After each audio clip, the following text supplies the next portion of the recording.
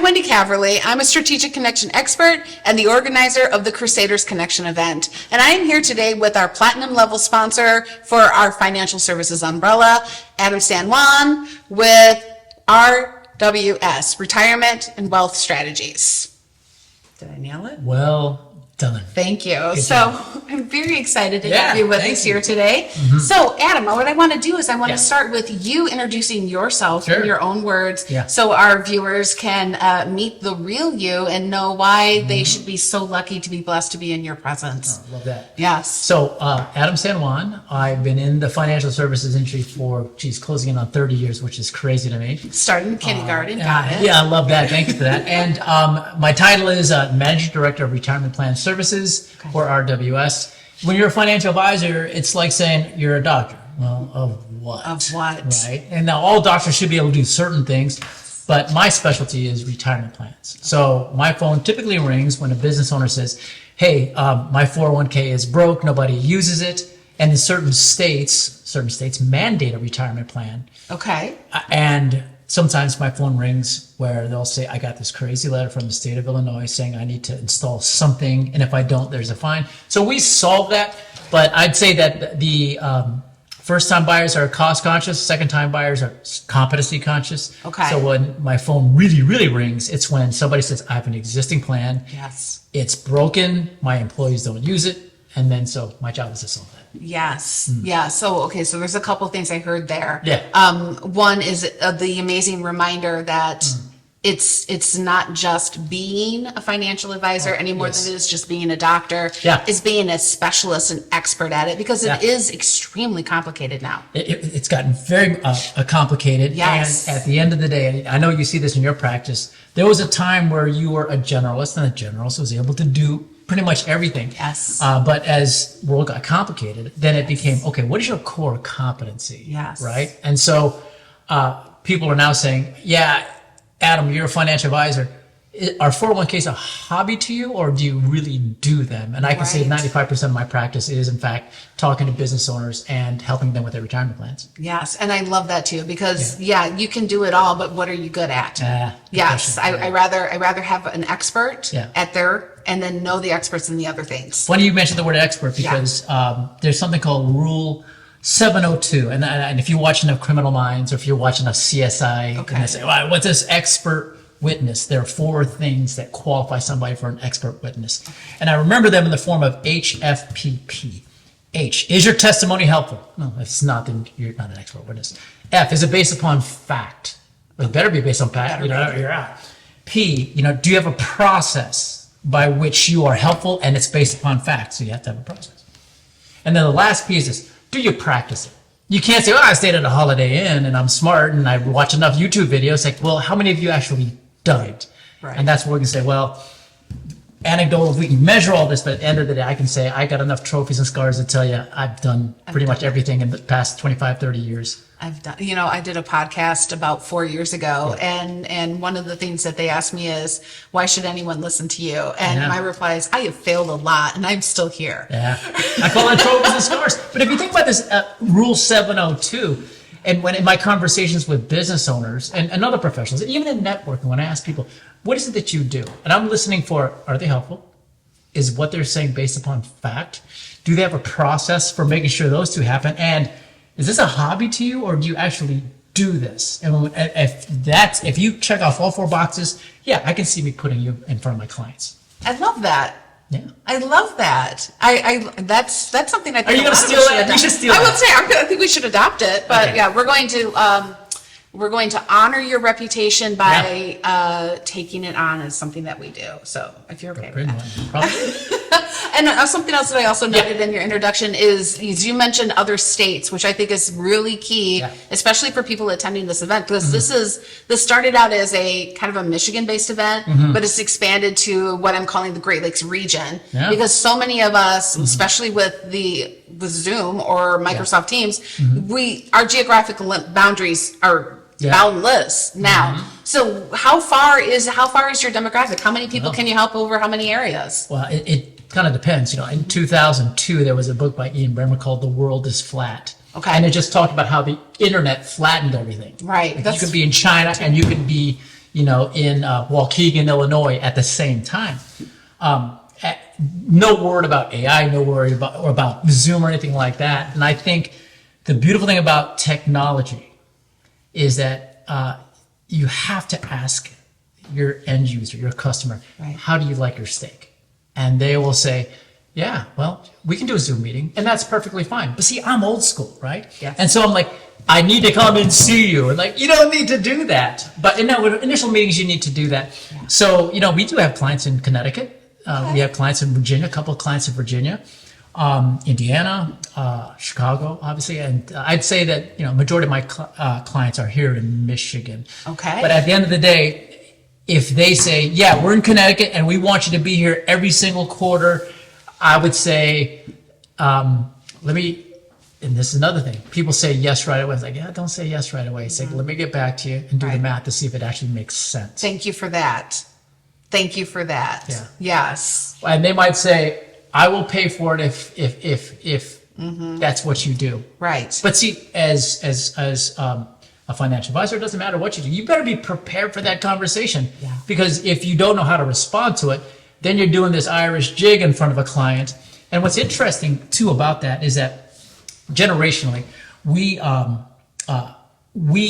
from an analog standpoint, and I say that because I'm old, I'm 56 years old, right? Okay. And so our job, how we learned how to read people in authenticity, it was pure analog, right? Right. We just sat in front of each other. Right. We got our boyfriends and girlfriends in person. We got broken up in person. I mean, we handled that, right? And I think that the younger generation is so interesting because I don't know how they got good at this, but they can sense inauthenticity. Like, how do you know that? You do this. There's no inauthenticity to this, but they're good at it. Yeah. So that authenticity equals customization, which means you've got to find a way to read people. And if they say, we want you to be in person, we want you to just remote's perfectly fine, you have to have the agility to respond to that. And not everybody does it. No. I mean, I have some clients that they only prefer face-to-face. I have clients that they prefer Zoom because it's convenient. They get what they need from it. Yeah. And, you meet your clients where they are. Yeah. Yes. That's right. And you're also speaking to my passion, which is sincere connection. Absolutely. So knowing how to connect while also not harming your bottom line is really valuable. Well, and part of that equals homework. Yeah. I've been in meetings where you say, okay, so I'm a classic over-preparer. Right. I know I can smell unpreparedness in a hurry. Right. And there's nothing worse than just being treated clinically. So my name's Adam San Juan. 3 words, Adam San Juan. I'll get letters, Dear Mr. Juan. I'm like, Jesus. Yeah. Dear Stan. I'm like, no, my name is Adam. And what I typically do, it's like, I just throw it away. Yeah. It's like, Yeah. if you don't, and I don't care about, well, our system did this. As an end user, I don't care. Okay. I don't care. Yeah. And I think you and I have talked about this in the past. My philosophy on systems comes right out of James Clear's Atomic Habits. No one rises to the level of their goals. They just fall to the level and incompetencies of their system. So if you have a crap system, it's about as far as you're going to go. Yeah. And so when I see that, I said, that's not good. Yeah.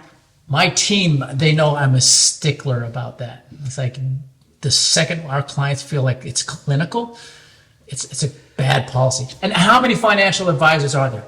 A jillion. On the way here from Howell to Brighton. How many?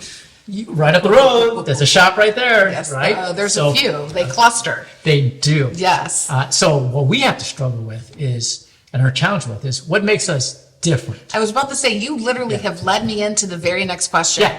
Is why are you Yeah. an industry leader that other people need to know? Good question. Two approaches to that. I did talk about trophies and scars, but about 15 years ago I was on a panel and they were talking about retirement plans, and they said, Adam, 5 years from now, what is the 401k advisor going to look like? Because back then it was a guy. He did everything. Right. The rules weren't as complicated, but they did everything. I said 5 years from now they're going to travel in packs. Oh, interesting. There's going to be a team. You're not going to buy from a person, you're going to buy from a team. Yes. And if you think about Ocean's 11 with Rusty Ryan, I think that's his name. Correct me if I'm wrong with that. But Brad Pitt and George Clooney were just talking about pulling out this heist. Like, well, we're going to need two Boskies, a Jethro, and the biggest Ella Fitzgerald you have ever seen. Yes! So collectively, you need a team. And I'll tell you, that is what makes us unique, is that I'm Adam San Juan. I'm a doctor of retirement plans. Right. But I do have a cardiologist over there. I've got an ENT person over here, and that's what our WS is about. So when somebody comes and see us, they know that, okay, welcome Home Depot. Oh, you need lights? The lights over here. Yeah. Oh, you need, drywall is over here. Oh, you need the garden set. We have that, as opposed to somebody, oh yeah, I got that. It's like, do you really? I can do all of that. Yeah.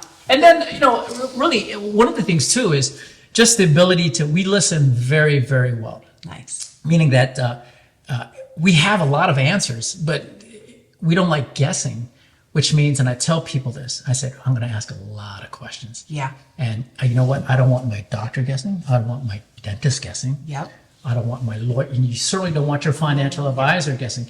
I need new tires on my Jeep, and I'm going to see my buddy in Warren, and he went down there and he just kind of touched the wheels and he looked at it. He wrote some things down. I'm like, that's good. And he said, yeah, I got to check the pressure on that thing, because just to see if there's any leaks. So he did. He had this gauge and all that, and it just made me think about this. What if he didn't do all that?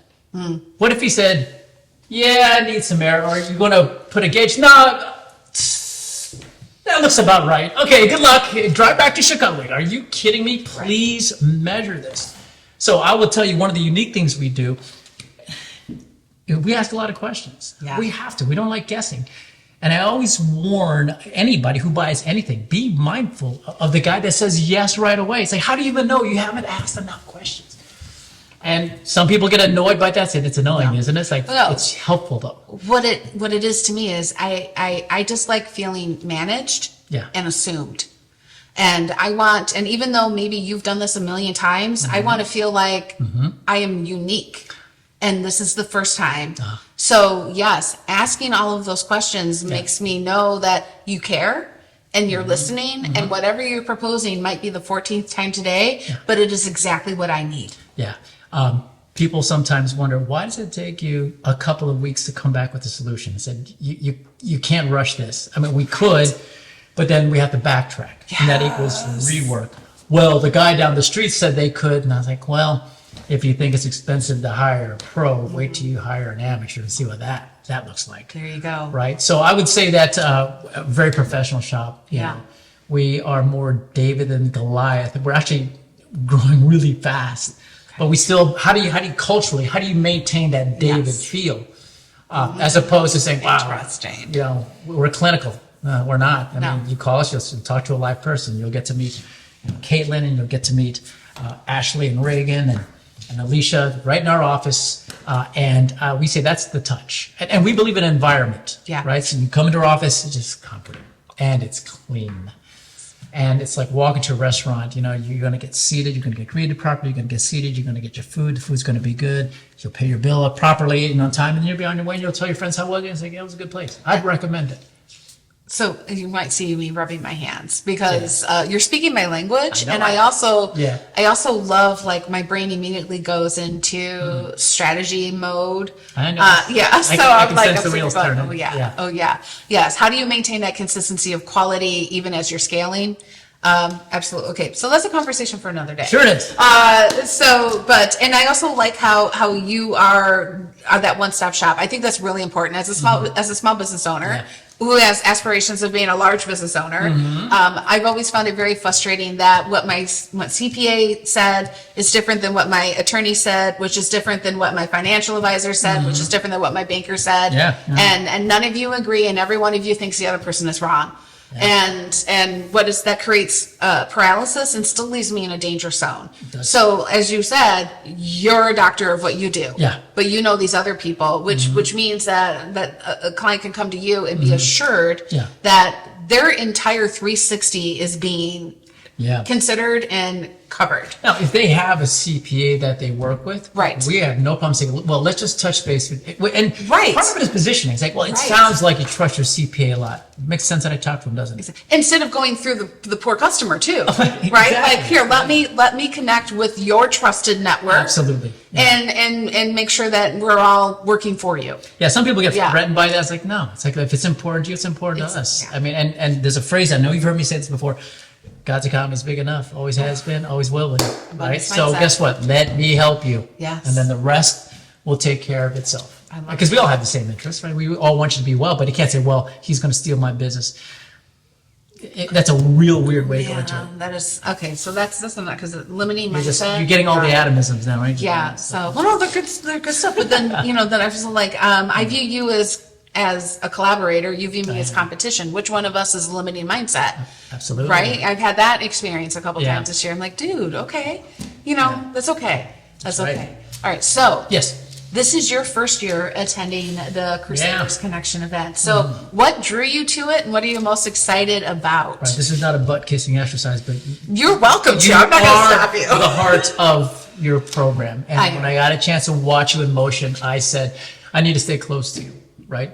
As a matter of fact, when we met, I spoke at an event, and the book that I was speaking of was my second book, saying, what are you doing here? And the message of that is, it's what are you doing? What am I doing here? A guide to the unseen influences of your surrounding. And the meta message of that is, are you surrounding yourself with the right people? And I said, I need to hang out with you.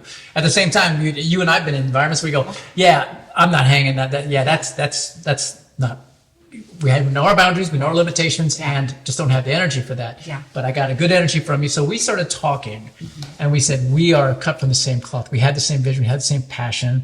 And at the end of the day, if you pull Simon Sinek, I'm a financial advisor, but my why is I want to be helpful. I just happen to be a financial advisor, right? There you go. So I got that from you, and I said, let's talk about this. Yeah. And I said, this is a place that I need to be. And so when you described the different programs together, and you said that spot was available, I said, I need to take that. Yes. There are some people that don't take it for many reasons, and that's fine. But it really wasn't even monetary. It was like, this is a great opportunity to show off how good we are. Yeah. The irony of that is that we're not going to say, hey, I'm Adam. Did you watch my video? Or, Right. Hey, I'm a sponsor. Boom. Chest, big S for sponsor. No.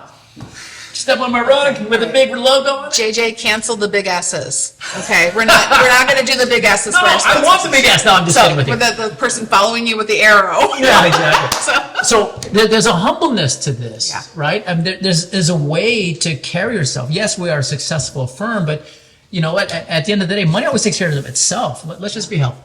Yeah. And so we carry that same spirit. I thought it'd be a great environment for us to get weaved into the really. I don't want. We talked about this. Not the Northville community. No. But just the surrounding. You tell me how many people are coming from whatever location. We have people coming from out of state this year because they've attended in past years. Their businesses have taken them to other states. Yes. They're coming back. The restaurant. It was a good time. Like, we're coming back. Right. But on average, the footprint is all the way up to Frankenmuth, all the way to west of Lansing, and then all of southeast Michigan. That is a significant chunk out of a business area. So again, if you have no geographic boundaries or you want to grow bigger, why wouldn't you go someplace where you have that opportunity? We had somebody last year who she's attended every year. She's on our committee. Her family moved from Howell to Vassar last year. She met somebody from Vassar at the event who got her introduced into the community that she just moved to. You and I talked about networking. You know what? It's as good as you make it. Yeah.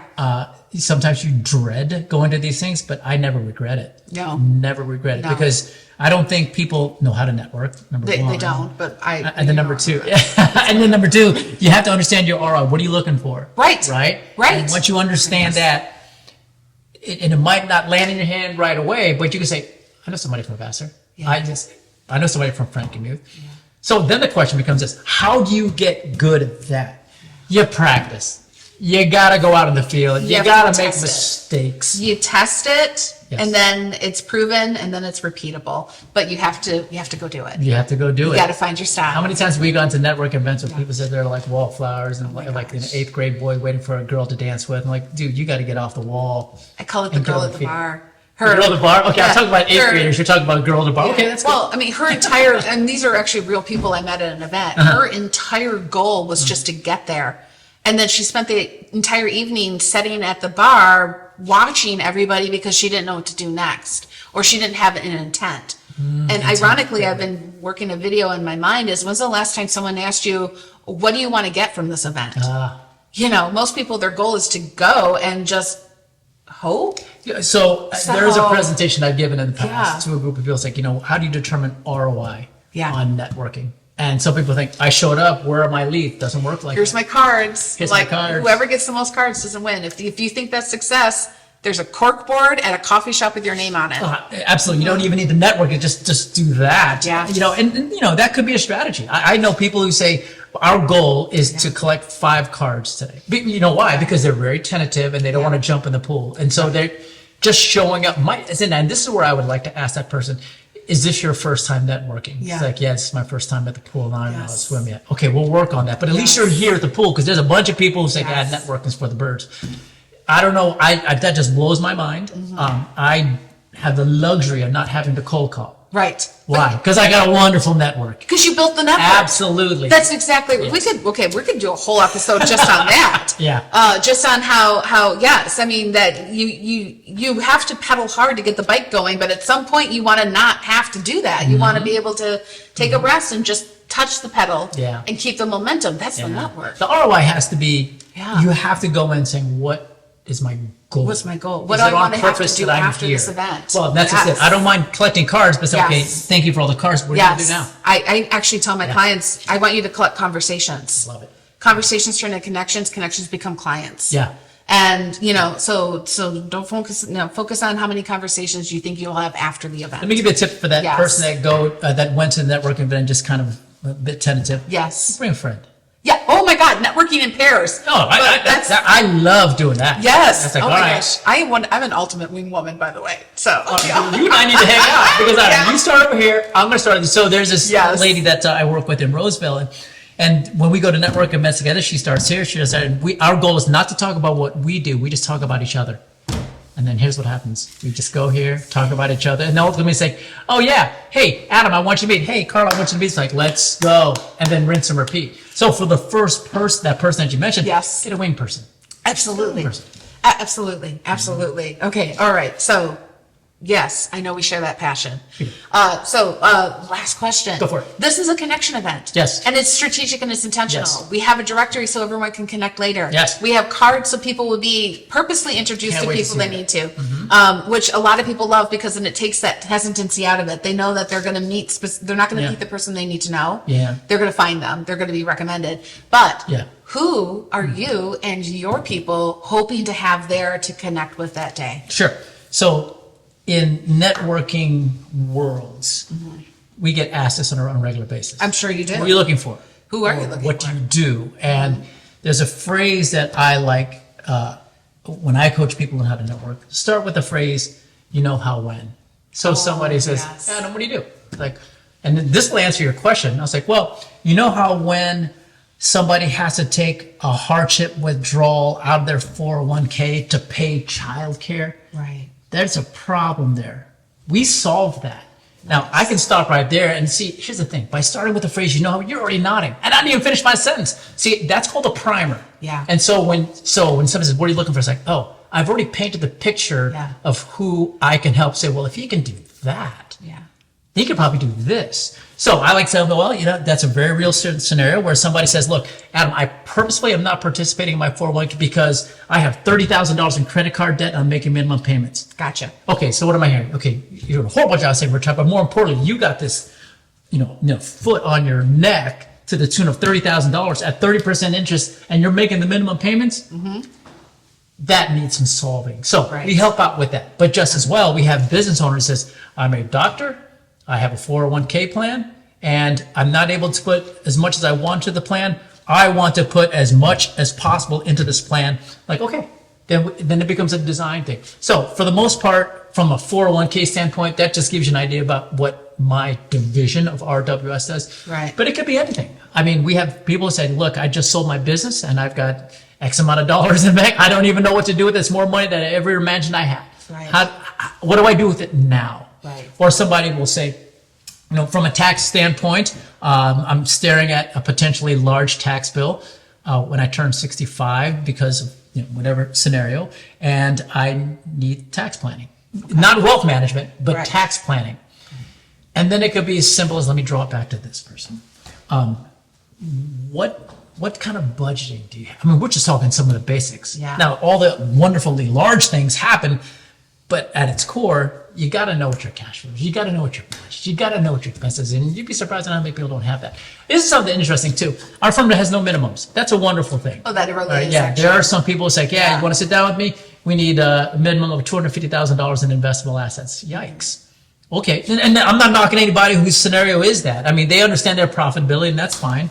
But everybody's dollar is important, right? And you never know who you help.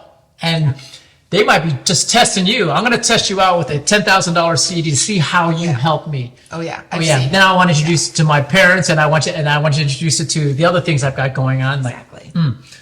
Here's probably the other thing too that's interesting. We as financial advisors, sometimes think, oh, we have all of their accounts. You know what the beauty of this is this, and we talked about it earlier. If they're working with another financial advisor, sometimes they want a second set of eyes. Yep. Fine. Yep. You know what I mean? We'd be happy to do that. Yep. If you think about guys like Tom Brady, you take a look at Joe Montana, Steve Young, and we go on and all these wonderful Hall of Fame quarterbacks. They were all second string at one point. They were all just ready. Yep. And and they were helpful, right? And they knew that their time would come. Yep. And so the way we behave is, God's economy is big enough.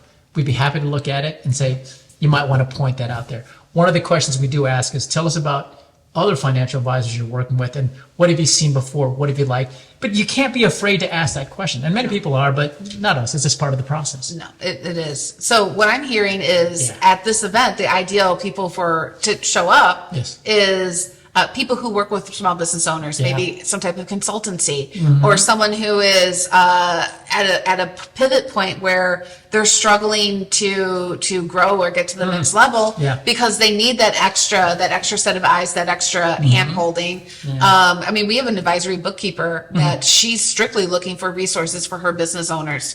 We had the professional development event, and those people. There's managing up teams. There's sales strategists. We have large digital marketing. There's so many people there that they engage their customers. I'm trying to think how to say this doesn't sound like so. Resources are one of the 6 people that I highly recommend everyone has in their network. Resources are client savers. 100%. And if you want clients who are loyal and shout your name in rooms that you're not in, you have the network. Like you said, you got the cardiologist, and you have those people. So you are that resource that they can bring to their clients to make them even more. So you don't want a client that leaves you for a penny less than a mile closer. Right. You are invaluable to them. Yeah. You are that invaluable resource to the majority of the people who are going to be in attendance because they have clients who need you. I just tell people, just ask. Just ask. Because I've been around long enough, and I've got the network that I spent a long time to do to be able to be that resources. One last thing I'll leave you with, and I make reference to a lot of books that I always find interesting. There is a book by Malcolm Gladwell, and it's called The Tipping Point, and it's all about how to create pandemics and epidemics and all this stuff.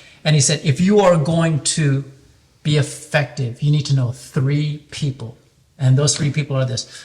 Firstly, mavens. Mavens are the ones who, and the example he uses, will take a bar of soap, look at the box, call the toll-free number, said, this doesn't lather up fast enough. It's like, apparently you are a maven of soap, right? So you need to know somebody who knows a lot about one thing. Okay.